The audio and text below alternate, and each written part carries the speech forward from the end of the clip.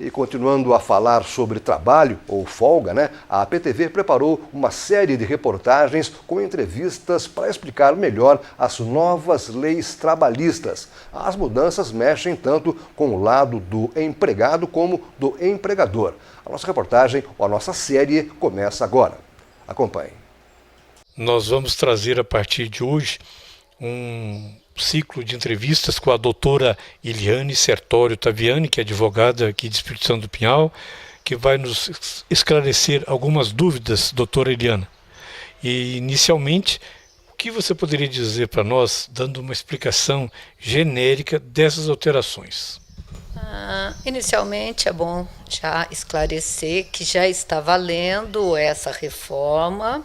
Ela teve início agora no sábado e ela abrange direitos dos trabalhadores a nível coletivo, a nível individual e também relacionado a processo trabalhista. A alegação para a reforma foi de que existe um número muito grande de processos trabalhistas e que ele poderia tentar diminuir.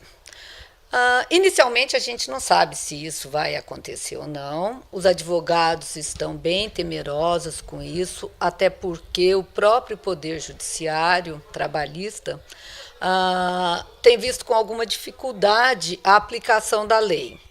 Pode-se dizer que ela não chegou a ser muito debatida, mas está aí para ser cumprida e lei não se discute inicialmente. Ela pode ser interpretada, mas ela não pode ser negada.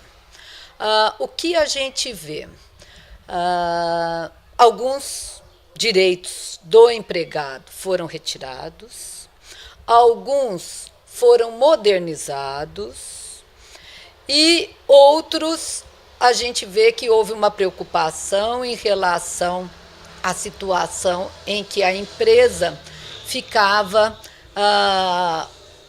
considerada como a parte mais forte dentro do contrato e do processo e tinha alguns prejuízos em relação ao empregado. Isso acabou sendo alterado pela nova legislação. O que a gente pode falar que assim alterou de forma considerável, inclusive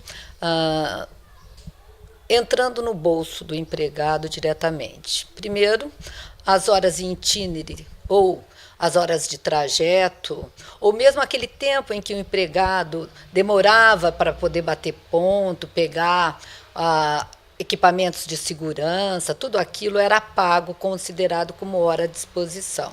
Hoje, isso não existe mais. Mas aqui a gente já pode fazer um adendo, ela não existe desde que na norma coletiva desse empregado não haja previsão de pagamento, porque se existir, ele continua com o direito.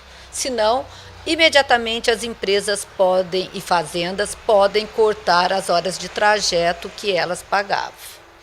Um outro fato que também vai pesar, e é bem diferenciado, que a gente já pode falar, é o acordo que se fazia entre empregado e empregador, que se chamava, entre aspas, acordo à brasileira, onde o empregado devolvia a multa de 40% e que era considerado ilegal.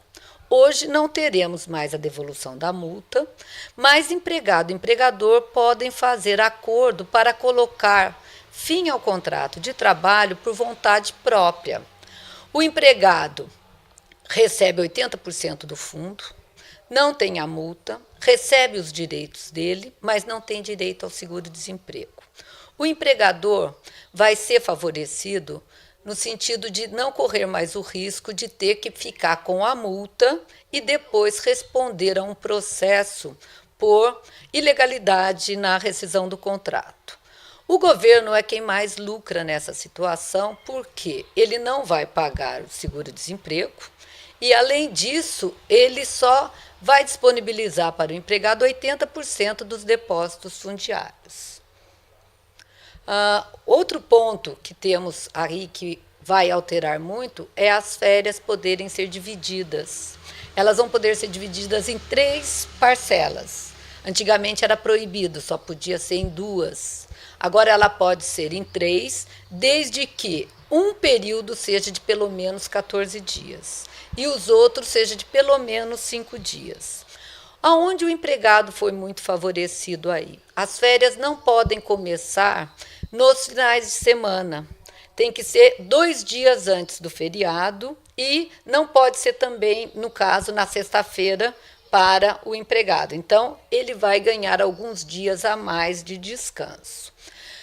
Se isso vai bater no bolso do empregador, a gente não sabe, mas com o tempo teremos uma posição a respeito disso. Doutora Eliane, muito obrigado por ter falado conosco hoje e amanhã voltaremos a falar com você. Nosso assunto de amanhã, nós vamos falar sobre os direitos individuais. Você vai dizer de mais alguns ainda para nós, tá certo?